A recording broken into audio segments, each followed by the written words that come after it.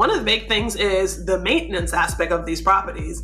It all sounded great when people talked about the income and what the mortgage would be, but I never really factored in that, oh my goodness, what happens when a tenant moves out and we have to paint and replace the carpet and all of that.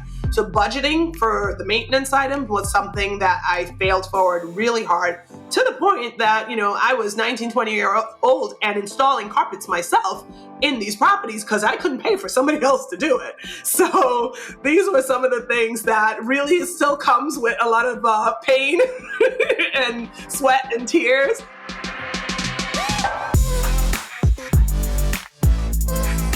Hey, well, hello, everyone. It is Julia Lachey, Daniel Dixon, and you are tuned into the Color of Money podcast. Today, we have a special guest with us. Her name is Amina Blake Forman. And Amina is a special person. Amina is an agent here at Keller Williams Realty. She actually has a team that's expanding into 5 different states. She is a MAPS coach. For those of you that don't know what that is a real estate business coach. And they help make us all better. So she is a real estate sales coach. Most importantly, I think what's cool to me is Amina runs several businesses, really. And one of those being a virtual assistant company. So we're definitely going to have Amina back to talk about leverage. But today we're talking about passive income. And the reason that we're talking about passive income with Amina is because I had an opportunity to be in a room where we were at a wealth workshop. I know we've talked about KW Wealth several times on this podcast, and we were in a KW Wealth workshop, and I heard Amina talk about all the passive income that she was making that covers all of her expenses. And the way that she was having the conversation and the powerful things she was saying, I knew we would have to have Amina on here today. So Amina, welcome to the podcast. Thank you so much for having me. I'm so excited to be part of this conversation. Thank you. Tell us more about yourself. I kind of gave a high level view, but there's so much more to you. Tell us about you, Amina. Well, most and foremost, I think I am a mom of 2 amazing boys. And this is one of the reasons why this wealth building journey has been so important for me, is because we have to teach them the lessons that we would want to leave as part of our legacy, and a wife. And of course, I have been with Keller Williams for the past 15 years. I love this company. I love what it's done for me as a business owner and now as an investor. So that's it in a nutshell. And leadership, coaching, mentoring agents is definitely a passion of mine. And I'm excited to be part of this so that we can continue to raise up the next generation. And this Color of Money conversation is one that's definitely needed. So I'm so excited to be here. Thank you. I'll ask the first question and then I'll let Daniel jump in. But first and foremost, I guess I could ask both of y'all. Daniel, you too. You could answer this too, either one of you. What is passive income? For those who aren't familiar with what we even are talking about or familiar with that term, what would you describe or define passive income to be? All right, I'll start. Well, basically, it's income that you earn with very minimal labor in order to earn, generate, or maintain it. I would say minimal to none, because there are some income streams that I'll jump in that I have that I do absolutely zero to maintain, and there's some that require some effort, but it's super minimal. So that would be my definition of it. What about you, Dan? A lot of people just call it mailbox money, right? It's the stuff that's going to turn up every month, whether you get out of bed or don't get out of bed. It's coming in the mail. We're going to shoot the deposits in. And I think there's a lot of people who look at just real estate as only being passive, when being a landlord isn't always a passive game. Sometimes that can be incredibly active. So what do you mean by that, Dan? So are there different types of, what are the different types of passive income? What is something that you actually have to participate in, like you're saying, being a landlord, versus something that is truly passive where, like Amina's saying, you don't really have much effort, minimal to none, in actually getting that money? Yeah. Well, I think, go ahead, Amina. I was going to jump into one of my favorite mailbox one, which is profit share. I'm the number 1 profit share earner in my market center. And that is one with, there is some effort, I think, in the relationship, but we do that for our business and what we do anyways. And when that check shows up on the 21st of every month, there are times where I may not have had conversations with anyone at all. in the past 30 days, but that check shows up. So that's one of my super passive income streams. And the other one would be real estate syndications. Those, other than writing the check and checking in with the person, the general partner, they'll send you some check-ins from time to time. That is a very, very passive one for me too. What is real estate syndication, Amina?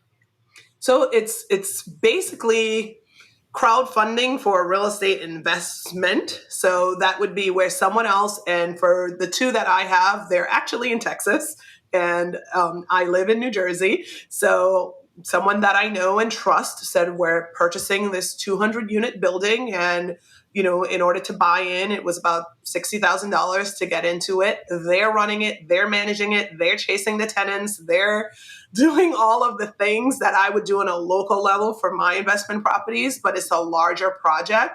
And so you buy into the bigger project, and then you see your returns. This one had monthly distributions. Some don't. Some just have the payout at the end. So in a nutshell, it's crowdfunding for a real estate, very specific real estate project. Awesome. Yeah, syndications are really, I've never done one myself, but I hear a lot of great things about syndications, and really having it be passive and let someone else do all the activity and all the work. Just send me my check every month or every quarter or what have you, and get a piece of the upside. And it's can you elaborate a little bit more about what is, like, how do you find a syndication? I mean, I know the person that you joined with is someone that you knew and trusted, but if you have an extra $20,000, $30,000 and it's not enough maybe to buy a single family home and get enough of a return, but you want to crowdsource it like that, like, how do you go about trying to find a syndication?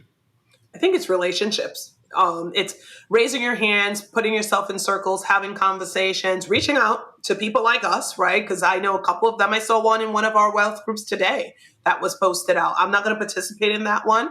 So it really boils down to having relationships, because most of these, because of how it's structured, they cannot market it too much. So they have to have some sort of a relationship with the people that are investing. So it really boils down to getting in the spaces, having the conversations with people who are doing it, so that when the opportunity comes, they know to pass it your way. That's I love that you said that, because we did an episode on your network is your net worth, right? And it was Alan Johnson and Emrick and Daniel talked about the importance of having a network and the people around you in relation. And Jay Papazan came on and talked about relationships. So it's all kind of like all of these things. We're hearing common themes in all of these conversations, that you put yourself in circles where people are having conversations where you're like, hey, I want to participate in that, which, by the way, when we get off of this, I mean, I do want to participate in that. So I need you to tell me what you saw. Yes. Got you covered. Mm-hmm. Yeah, to stay in that wormhole real quick, how do you analyze it? How do you determine whether or not it's a good investment for you to, I mean, giving up $60,000 is a big commitment, knowing that you can't just decide to sell or cash out, like your money's all the way tied up. How do you analyze that kind of deal? Yeah. So the general partners do a great job of breaking it down. So a lot of it, Dan, will come down to trusting, which I know it's hard sometimes, but that's where the relationships come in. Trusting the general partners and their projections and what they have. And they usually have a meeting prior to opening up the investment to sort of look at everything, what they're looking to do, whether they're looking to renovate the apartments, how much it's going to cost, what the new incomes will be for that specific project, and then what your expected cash on cash return would be, and whether any monthly dividends are going to be paid out. So they do all the heavy lifting. You can ask a lot of questions during that. And I would encourage people sometimes, even before you do your first one, before I did my first one, I went to at least 6 or 7 and didn't do it. And then I did, the last 2 that I had invested in. So the idea is to trust a little bit of and then ask questions as you go along with it, because they do the research in the back end. And at the end of the day, remember, you do have a relationship with these people. So if they don't perform, if the project doesn't perform the way they anticipate it to perform, they may not see us as an investor on their next project. So they work really hard, I see sometimes, to underestimate the returns so that they can over deliver. So that would be a really important piece, is just get there, but know who you're getting into these syndications with. I love that you even mentioned trust a lot, because also in a previous episode, we talked about taking risk, because obviously what you're saying is there's some risk involved. You're just trusting these people that are, and so we talked about the fact that you really can't build massive wealth without taking some element of risk involved. And they were trying to help me, really they was trying to help me with my mindset, because I was like, I played bingo and no, I lost, never doing nothing like that again. So, but you're tying all of these things in, that there are some risk involved, and you have to be comfortable, taking a little bit of risk in order to reap the rewards, right?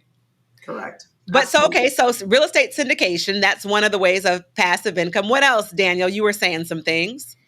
I think even businesses can be a source of passive income. I think the way my coach has always told me, Brett's really big on noise. And so it's what is not noisy. So for me, in my world, active is noisy, people, chaos, problem solving every day. Passive is not noisy. You invest money, things come back in returns. Maybe you make a couple of decisions here or there, but you're not dealing with the noise creates chaos inside of my life. So I like passive over active. I'm over the active stuff right now, to be honest. But what is passive? So you said businesses. What kind of a business could I participate in that would be passive? I think really anything. Market center ownership, a Subway franchise, laundromats, Bitcoin, car washes. Yeah, I think it can really be any and all things that you can invest money into and get a return on. And again, make decisions. Maybe you spend some active time or some noise on the front end of it to set the investment up the right way to then reap the rewards, or put the right people in place to then turn it passive to you as well. But it can really be anything. Yeah. That's one of the things I learned from Brett too, is, once you have the right jockey. We have to have Brett on this podcast, because everybody comes on and they're like, Brett. I know our listeners are like, who the hell is Brett? Like, yeah. Brett taught you what? Amina, I'm sorry. Go ahead. That's okay. He one of the things that I understand is that businesses typically are very active, but if you have the right jockey and you have the right talent, the person who that's the thing they wake up every day to make sure that they're moving that business forward, then it can become very passive for you. And I have two of those that contributes to my passive income: businesses that run at a very high level. And if I spend an hour a week, I spend a lot in those businesses. That's awesome. So share with us your own journey into creating passive income. What went off, or what inspired you to just wake up one day and it's like, you know what? I need some money I'm not working for.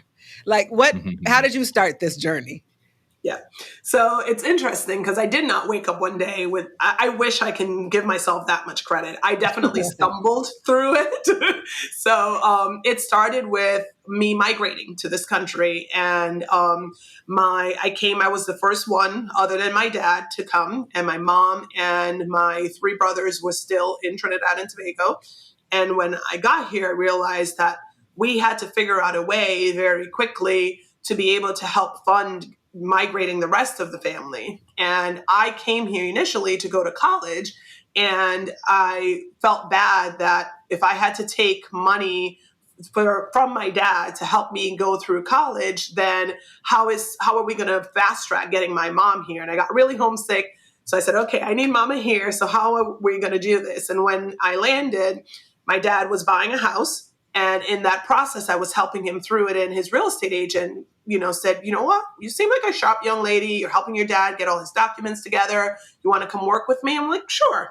So I started working in a real estate office. And then I saw her helping other people buy multifamily homes. And she was talking about the fact that, the mortgage is this, and they're going to rent it for this, so they're going to earn this much. So I said, Dad, okay, what about if I buy a 3-family house and I don't have to live in it for very long, so then I can rent all of it out, and then you don't have to worry about helping me through college. I will let that house pay to get me through to college, and you can take your money and get the rest of the family here. So at 19 years old, I bought my first 3-family house. Wow. And that helped me pay my way through college. And at 20, I bought my second. And I realized there was always a purpose. And it sounds great now, Julia, because I'm talking about it, retroactively, but at the moment I was just figuring out how to pay for the things that were important to me. And now there's a book called Lifestyle Investor, and I'm like, oh, I actually did that, but I didn't really know that I was doing that. So the things that were important to me, I found a way for me to generate the income to do it. And then I went ahead and seeked out my degree, but I didn't have to pay for it because the house paid for it. So that's how I stumbled into it, and it became a pattern in my life after that. I think That's awesome. I love that story.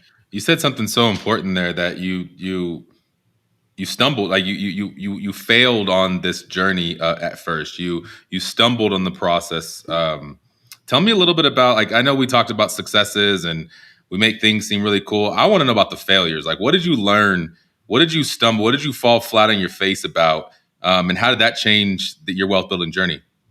Yeah.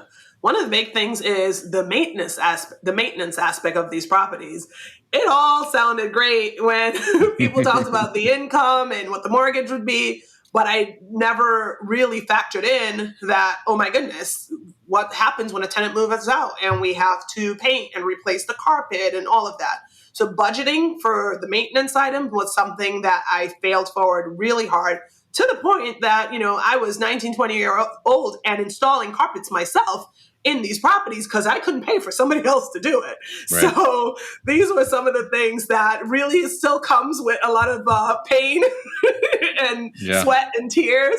But I didn't think of that because no one was there to guide me in that process to say, okay, make sure you allocate a certain amount for the maintenance and the repairs and all of that. So that was one of the things that I failed very quickly, but then adjusted as I went on.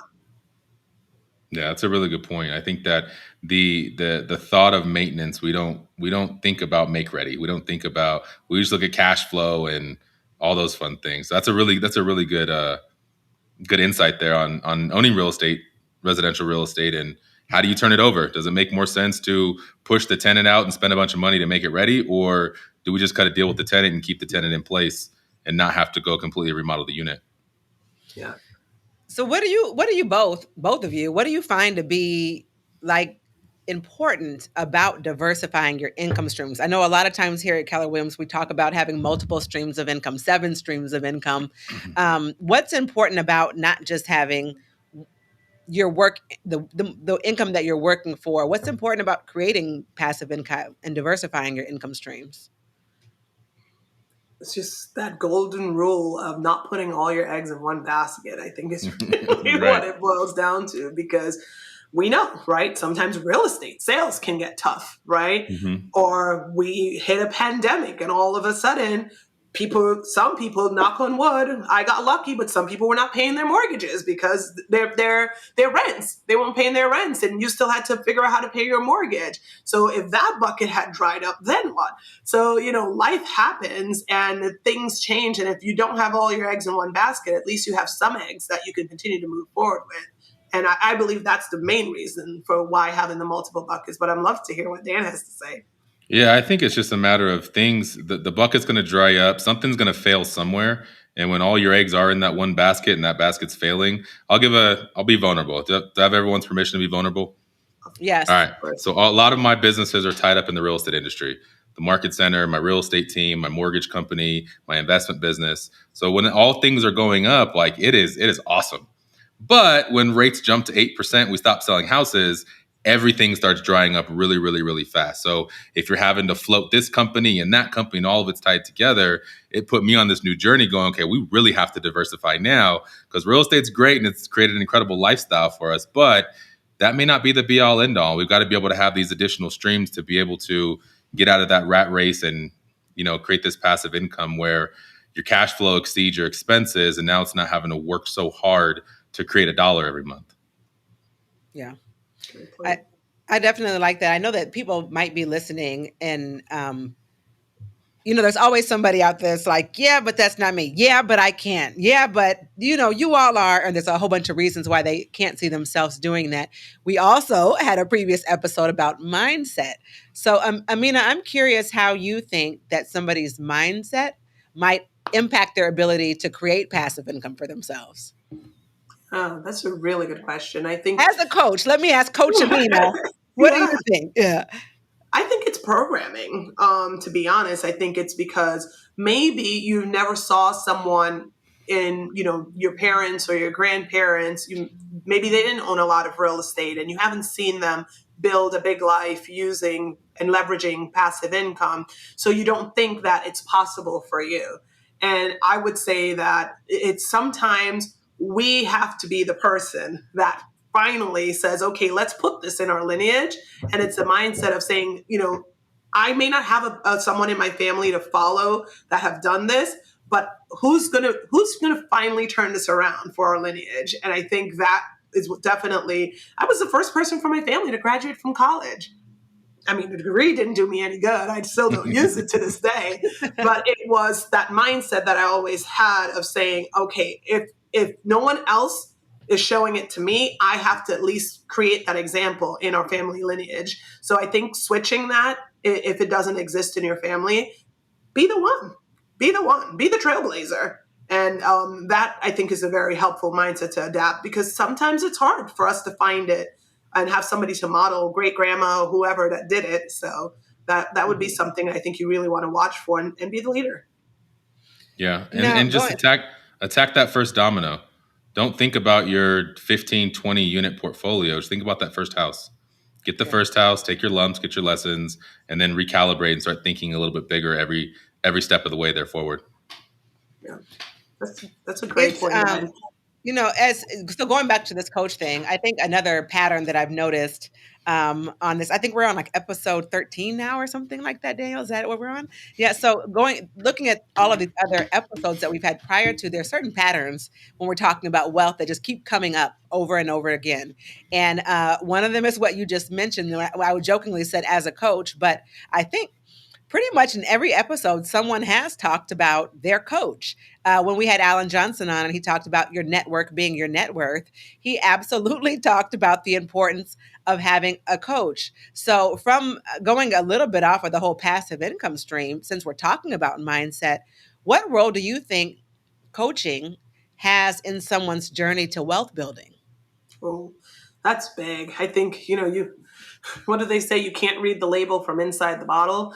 And that's good. I've never heard that. I haven't either. That's really good.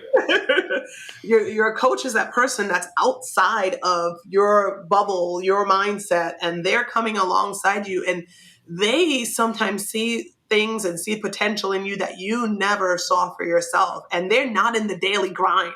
So they could come alongside you and say, hey, Dan, hey, look, Julia, you missed this one thing. Look at this opportunity. How could you take this and scale it to be something? I'm telling you, a lot of what I've done is because, okay, I'll tell you, prior to getting into Keller Williams fully and from a coaching perspective and attending all of the events, I had 2 of the 8 properties that I have today.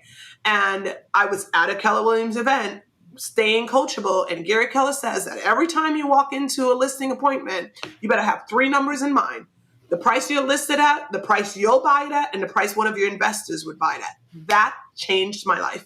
And it changed the way I went home from that family reunion. I think I bought 3 properties within like the next 3 months because I wasn't looking for the opportunity then. Yeah.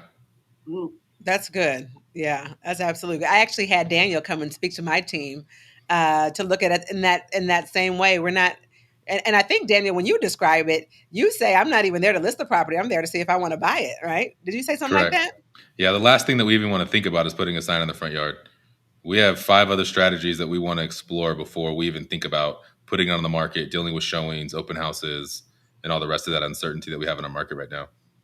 Yeah, absolutely. And I think that coaching piece, I'm going to name drop Brett again, but Brett, he's always, I've wanted to tear things down and rip things up, and I'm seeing it inside the bottle. Or in his perspective, the analogy he gave me is, Daniel, you're in the middle of a brush fire, and I'm sitting 5,000 feet above you, helping guide you through that brush fire. And when I can see that, like, I will never not have a coach in my entire life, no matter how successful I am, because there's already someone that's already done it. There's already someone that sees things from a different perspective. Like, you get tunnel vision oftentimes, or even emotional in some decisions, and your coaches are there to help kind of talk things through, help you see different perspectives, and help you see the way out. Yeah. And as real estate professionals, a lot of times we think, well, if we buy the property, are we doing what's best for our client? And that was a big lesson that I learned in the journey, where I went out to take a listing, and when I walked away from it, she called me and said that she was going to go in a different direction. But naturally, being the salesperson I am, I just out of curiosity, help me understand, like, what made you make a different decision? And she was like, well, what you're saying, I don't need the most amount of money. I don't, this is my mom's house. I don't want to, it's all about the timeline for me. I need to get this done now. And that's when the light bulb went on. People are motivated either by the money or the time. And we are making that call for them sometimes, thinking it's the money. And in her case, it was not. And I almost lost out on an opportunity. That was the first one that I bought. And this was a flip at that time, because somebody else came in and was willing to pay her cash and close in 5 days. And I said, you know what? I'll do the same, but I'll do one better. I would allow you an extra 2 weeks to move in. And that was my first flip. So it really takes the one, being coachable to recognize those moments, and also just getting out of our own way and thinking that someone selling their house in the open market is what's best for them. We do not hold that power to make that decision for that person. So we better ask the question, what's more important? Yeah, we as agents get in our own way because we always think, who's going to sell your home for the most money in the least amount of time, right? It's a script that we've always used. And that's not it. That's not what people want sometimes. They want ease of use. They want simplicity. They want to cash out, and they want to go on vacation now. They don't want to test the market and deal with the chaos. So going back to this passive income conversation, I think the reason why we're even having a passive income conversation is because it does play some role in reaching the financial freedom. How would you say that creating passive income, and what role does creating passive income actually play in achieving financial freedom? Is it necessary, or is it just a good thing to maybe consider? I think it's necessary. We can't put the word freedom after anything if you don't have the power to do it when you want to do it, with who you want to do it with. You know what I mean? So the idea of passive income is like, we get to go to work, right? We get to go to work because we love it and we enjoy it, but it's not that we have to. And I think that's where freedom ultimately is, when you can wake up every day and have that choice, All right, I'm excited to go do what I do because I enjoy it, but not because I have to go do it. So with that being said, talk to me about a life by design, because when I see you, Amina goes on vacation, y'all. Like Amina vacations. All right. Like, so, and you, every time I see you on social media, I'm like, Amina be living a life by design. Talk to me about what that means for you and how you've created a life by design. Yeah. Passive income was one of it. Bold was another one. You don't see me many places without my bold bracelet, because that's the mindset piece. And honestly, I've taken the time. I can send you a screenshot, Julia. I have my vacations planned out for the next 5 years. Which countries, they may not be booked, but I know which country I'm visiting in 2027 because it's on there. And I take time to plan that, because my philosophy is that I work between vacations, right?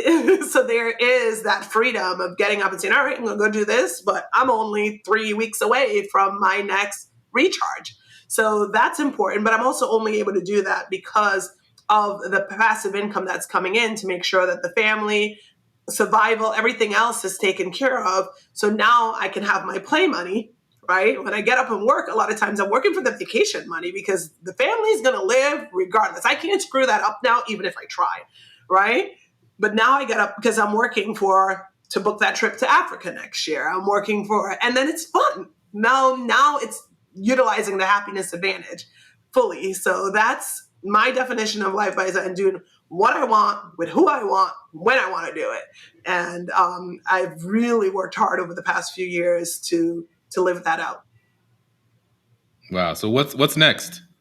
We own, I believe you said 15 doors. Is that right?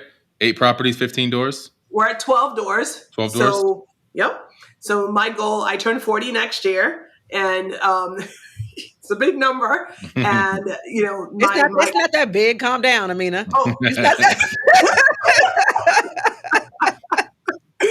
Sorry.